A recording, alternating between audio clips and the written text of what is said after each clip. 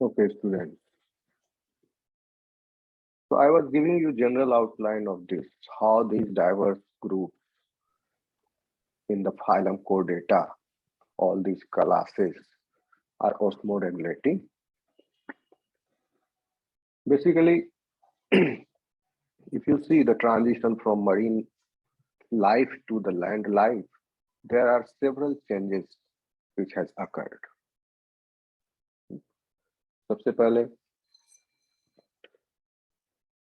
the animal is going to pose two problems when it will shift from marine life to the land life. Why? Because all these processes like digestive system, respiratory,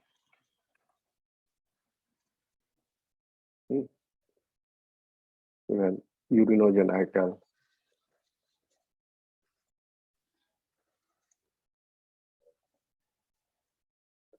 all these functions, etc., and others require aquatic medium, reproductive system, urinogenital जोड़ दिया, reproductive भी आ गया. What they require? Aquatic medium.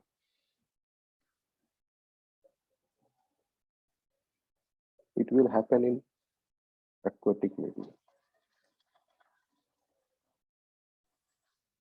तो जब तक marine life था कोई problem नहीं था, एक्वेटिक मीडियम ऑलरेडी है.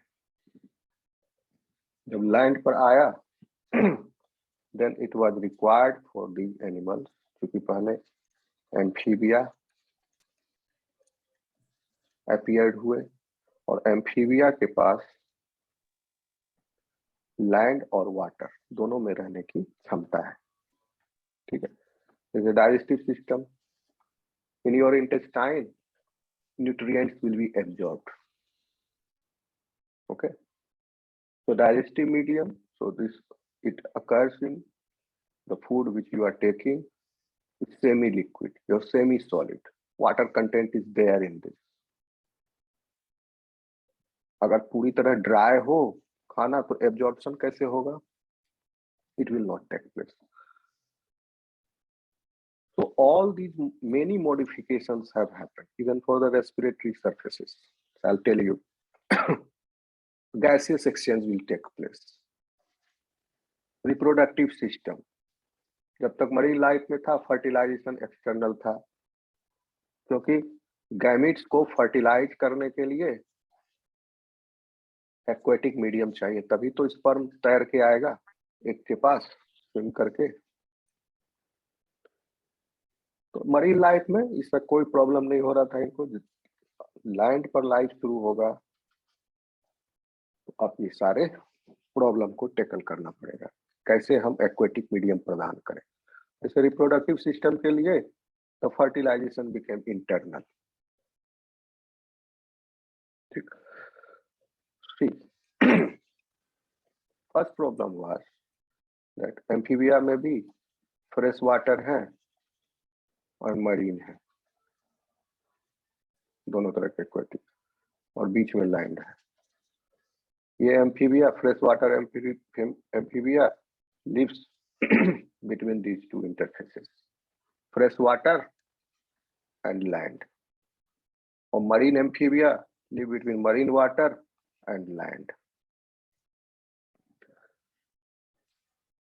तो जब तक पानी में था, क्योंकि what will happen? There are two body surfaces, outer and inner.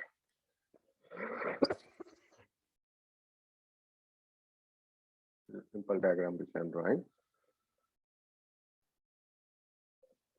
क्योंकि water is essential for life,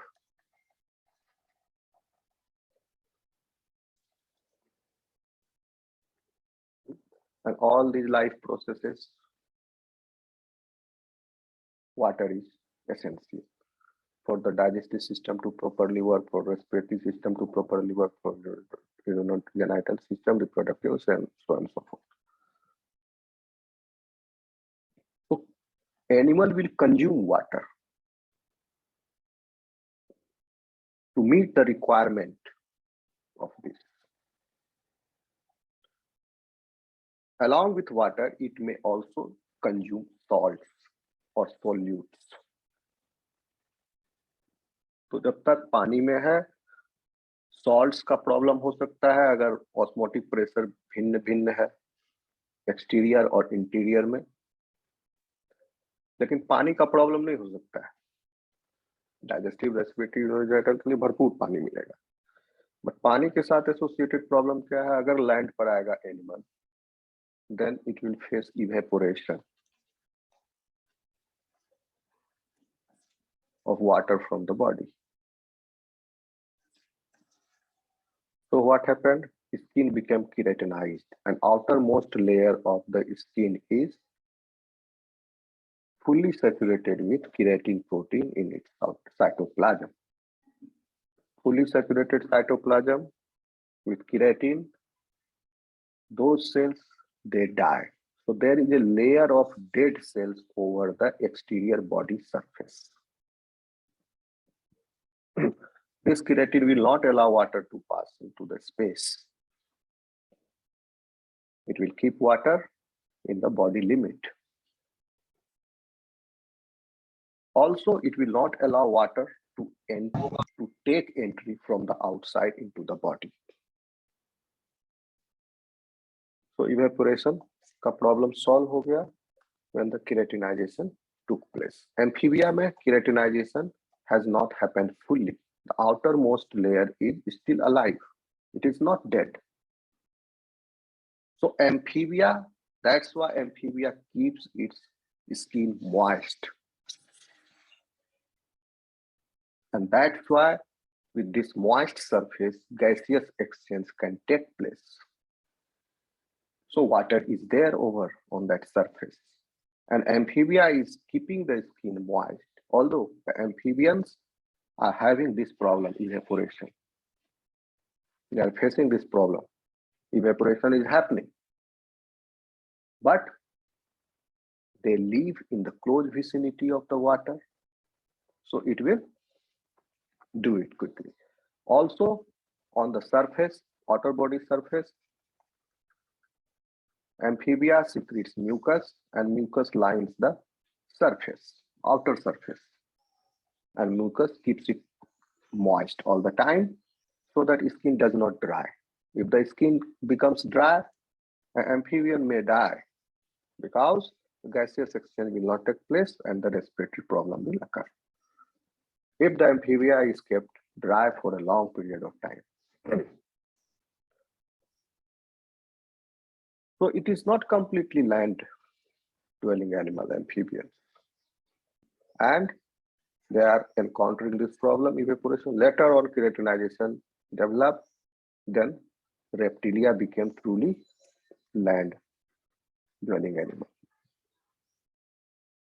तो एक बहुत बड़ी समस्या थी, यह सॉल्व हो गया, केराटिनाइजेशन से इवेपोरेशन रुक गया। और भी सारी समस्याएं थी, फर्टिलाइजेशन इंटरनल हो गया, लैंड पर कंप्लीटली, क्योंकि एम्फीबिया में अभी तक एक्सटर्नल फर्टिलाइजेशन हो रहा है, ठीक है। Reptilia onwards internal fertilization, fertilization internal हो गया तो उसको एक्वेटिक एनवायरनमेंट मिल गया, because inner lining of the urinogenital tract is also kept moist.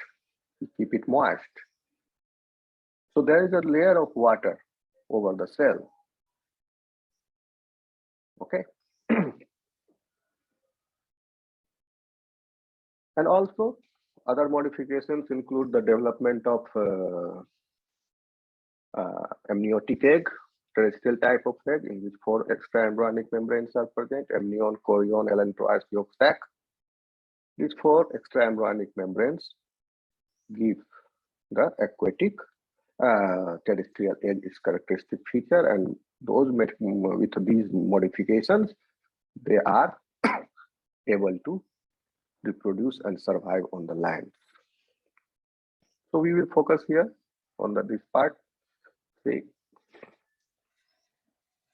now reptilia will face this problem, evaporation. So outer body is keratinized, reptilia onward. What about the inner lining? If the inner linings are keratinized, also keratinized, and if the inner lining is also having the outermost layer as dead cells, then how these functions will take place? Digestive system will fail because absorption will not take place, because the inner lining is keratinized. The inner lumen also, there is atmosphere, air. Okay, ये खोखला है, आप कहोगे कि यहाँ पर भी evaporation हो सकता है क्योंकि एयर के संपर्क में है। यस, होता है, लेकिन कम ही है ना स्पेस। और जब स्टमक खाली रहता है या एलिमेंट्री कैनाल का कोई हिस्सा खाली रहता है उस जिस समय इंटेस्टाइन का, तो ये पिचक, ये सट जाते हैं दोनों और कम एयर बचा। तो एयर के कांटेक्ट में मॉइस्ट सरफेस है, तो then evaporation will take place. When this moist surface comes in contact with another opposite moist surface, दोनों सट गया, then evaporation will be minimised, कम होगा इवेपोरेशन। खाली में जो जगह बच गया वहीं से होगा थोड़ा बहुत। If two moist surfaces, this is mucus lined surface, and you place them over again another mucus lined cell, then evaporation will not take place. यहाँ टिश्यू है, यहाँ टिश्यू है, सेल्स है, एटमॉस्फेयर इज मिनिमाइज। तो इसलिए हमारे digestive system से भी इवेपोरेशन एकदम मिनिमाइज हो गया। इस तरह से म्यूकस के लेयर की वजह से। आप कहोगे म्यूकस का लेयर फिर आउटर बॉडी सरफेस पर क्यों नहीं है, जैसे एम्फीबिया में था? तो एम्फीबिया के पास वाटर की बहुतायत है, ये तुरंत पानी में चला जाएगा, ये मेंटेन कर सकता है, it can ingest great amount of water. Okay, but land के पास जो पूरी कंप्लीटली लैंड पर रह रहे हैं, कभी पानी अगर सूखा हो गया तो मर जाएगा वो। So this will not beneficial for them. If you keep their outer, अगर ये स्ट्रेटेजी पर चलता लैंड एनिमल तो सक्सेसफुल हो, चला भी होगा एंसेस्टर, वो अनसक्सेसफुल हो गए और सर्वाइवल ऑफ द फिटेस्ट के अनुसार दे might have got wiped out, they might have got extinct. But this lineage, which another lineage which took the strategy of keratinization of outer skin and mucosal lining on the inner skin, they got the advantage. अब suppose यहाँ mucosal lining हो गया outer layer पर, तो क्या होगा? Because this outer layer is in the contact of atmosphere, air, पूरा यहाँ से लेके एटमोस्फेयर ही है। इंटेस्टाइनल ल्यूमेन की तरह नहीं कि कम एयर है, बहुत बड़ा एटमोस्फेयर है, आउटर सरफेस है। सपोज करो कि आपका स्किन अगर मॉइस्ट होता, म्यूकस का लेयर होता स्किन की जगह, तो यहाँ से इवेपोरेशन खूब होता।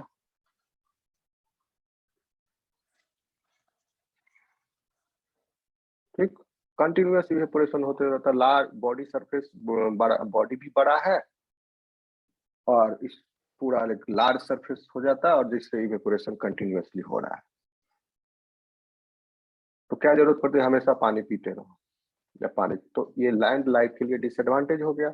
अगर म्यूकस लाइन आउटर सरफेस पर होता तो इसको टैकल कर लिया गया कि नहीं, आउटर सरफेस पर म्यूकस लाइन नहीं होगा, आउटर सरफेस पर केराटिनाइजेशन होगा।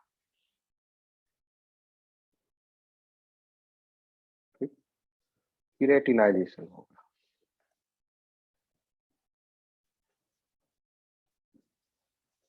और केराटिनाइजेशन कम डेड सेल्स का हो। outermost cell will be fully keratinized and this will not allow entry or exit of water completely. तो outer surface ना ही डाइजेस्टिव सिस्टम के काम आ सकता है, ना रेस्पिरेटरी सिस्टम, ना यूरोजेनाइटल, कोई भी सिस्टम में काम नहीं आ सकता। And it is composed of dead cells. इसका मेन मुख्य काम है इवेपोरेशन को रोकना और बॉडी को बचा के रखना from the exterior environment. so that the pathogens or other unicellular organisms do not take the entry. So this is the first line of defense, as well as it is escaping the preventing the evaporation. दूसरा scenario मान लीजिए internal lining पर keratinisation हो जाता, ये strategy लेके चलता, तब क्या सक्सेसफुल होता? एकदम नहीं होता, क्योंकि internal lining is made for इस digestive function, respiratory function, urinogenital, reproductive etcetera.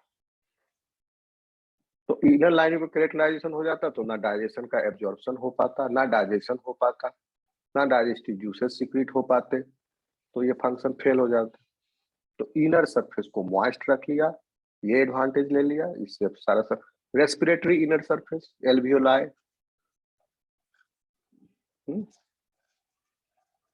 ये भी इनर सरफेस है, and this is equivalent to exterior. बहुत सारे एल्वियोलाई है, and they join into bronchioles, many bronchioles join into trachea, and the trachea is continuous with the larynx and the nostril. So here what they have done, here also the surface is moist, but the problem here is it is in contact with the air. Here it cannot close its lumen, it cannot close its hollow alveoli in the lung as it is doing during the digestion. ये close करे कोई दिक्कत नहीं, हमेशा respiration चलते रहेगा। अगर ये क्लोज हो जाएगा बैलून की तरह, अगर सट जाए इवेपोरेशन को रोकने, तो फिर रेस्पिरेशन कैसे होगा गैसियस एक्सचेंज? तो इतना सेक्रीफाइस किया गया है। चलो, इसीलिए आप देखते हैं आपके मुंह से भाप निकलती है। ओके, हमेशा आप सांस ले रहे हैं, एयर के कांटेक्ट में ये म्यूकोसल लाइनिंग आ रहा है, and the evaporation is taking place here. Okay, urinogenital tract, this tract, this lumen is facing each other, सटा हुआ है, only through बाहर की तरफ ये थोड़ा बहुत खुला है, ऐसे ये सटा हुआ है, तो यहाँ पर भी इवेपोरेशन के चांस नहीं है, and it is kept moist. अब इसके moist होने से when sperm will take entry into this, it will find it as good as the aquatic medium, and it will swim and can reach to the egg. So internal surface is necessary to kept moist. If it becomes dry, the function will be affected. For the land animals, the outer surface, thin surface has become keratinized and the inner surface has become moist. For the land, for them to effectively survive and sustenance उनका होगा। अब ये देखिए, इस aquatic life में जो animals रह रहे हैं करीब, उनको ना इसकी जरूरत है केराटिनाइजेशन की, हाँ म्यूकोसा लाइनिंग की जरूरत पड़ेगी फूड पार्टिकल्स को ट्रैप करने के लिए एटसेट्रा। ओके, तो इसका आउटर स्किन भी केराटिनाइज नहीं है और इनर लाइनिंग इज म्यूकोसल। आप भी ऑब्जर्व कर सकते हैं, right from the lip till the end of the alimentary canal, there is mucosal lining. It is not dead. Outermost cell is not dead. That's why the lips are pink. Okay, and starting from the starting, पहले थोड़ा कम है mucosal lining, और जैसा deep जाते गए mucosal lining becomes thicker and thicker, and last में फिर thinner.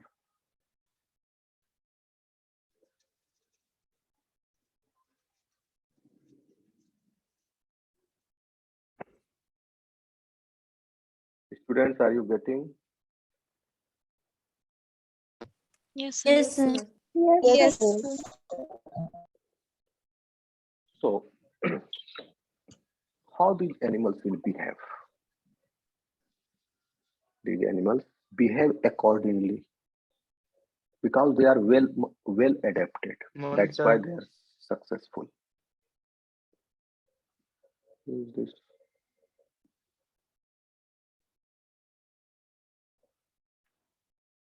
Don't interrupt me in between good morning good afternoon. एक तो लेट से आते हो और बीच क्लास में गुड मॉर्निंग बोल के अपना उपस्थिति दर्ज कराते हो।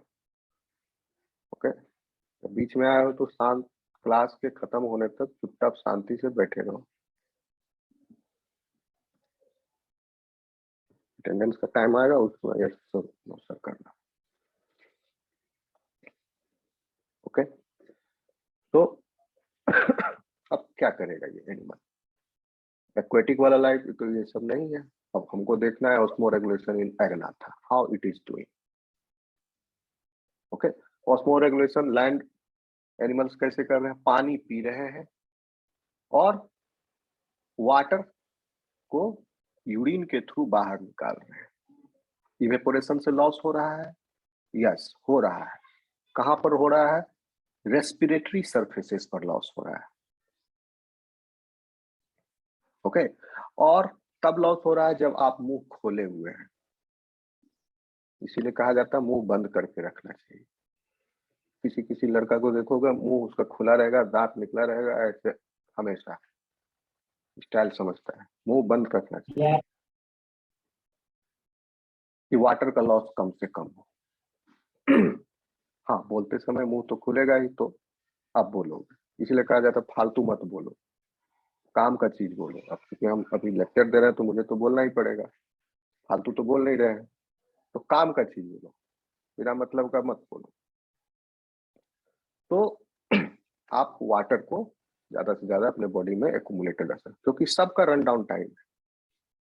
आपके जो भी सरफेसेज है उसका एक वियर एंड टीयर है, वो एक निश्चित अवधि के लिए बना है। हार्ट बना है 100 साल तक पंप करने के लिए, सबका निश्चित। अब बीच आप उससे ज्यादा काम लोगे किसी मशीन से, उसकी क्षमता घटेगी फिर।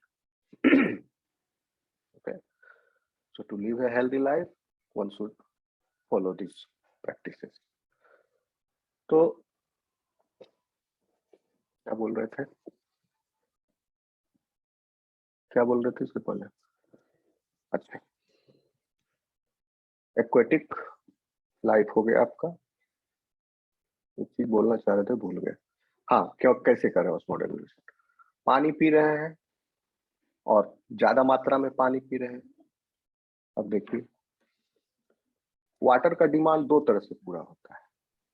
एक, आप इसको मिटा दे, Yes, sir.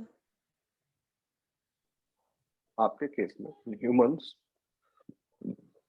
और ह्यूमंस के ऑल मल्टीसेलुलर ऑर्गेनिजम्स, वाटर का डिमांड दो तरीके से पूरा होता है। एक तो आप वाटर को इंजेस्ट किए, लैंड एनिमल्स की बात कर रहा हूं, land animals take water ingest, एक तो ये हो गया। दूसरा, complex 4 in electron transport chain. You will study this in detail later on, और +2 में अगर पढ़े हो गए तो आपको पता होगा इलेक्ट्रॉन ट्रांसपोर्ट चेन क्या होता है। कॉम्प्लेक्स 1, 2, 3 and 4 है, एंड द 4th पर water is forming by super oxide anion है, इसके साथ प्रोटॉन्स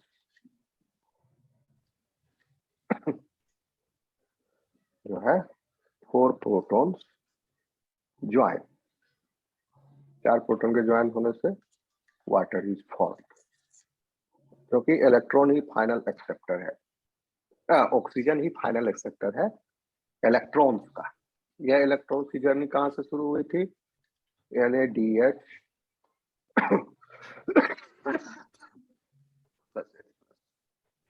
NaDH से इलेक्ट्रॉन निकला and it has gone to complex 4, 2, 3, 2 के पास नहीं, 2 के पास कॉम्प्लेक्स NaDH गया कॉम्प्लेक्स 1 पर, कॉम्प्लेक्स 2 पर FADH2 जो कि क्रेब साइकिल में प्रोड्यूस हुआ था, इससे इलेक्ट्रॉन ट्रांसफर हुआ। कॉम्प्लेक्स 3 पर कॉम्प्लेक्स 1 से पहुंचा और कॉम्प्लेक्स 2 से पहुंचा इलेक्ट्रॉन ट्रेवल करते हुए। इसमें इतना सिंपल नहीं है, इसमें आयरन सल्फर सेंटर है, सो मेनी सेंटर, और इस तरह से ये अरेंज्ड है ब्यूटीफुली कि oxygen is the most electronegative one element, यानी इलेक्ट्रॉन लविंग जो है ऑक्सीजन सबसे ज्यादा है। तो इलेक्ट्रॉन डायरेक्ट यहां से निकला इसके पास पहुंच जाएगा, तो ये पोटेंशियल जो यहाँ पर है this will be lost. So in A series of decreasing electronegativity, NADH से फिर आयरन सल्फर सेंटर है एक, उसका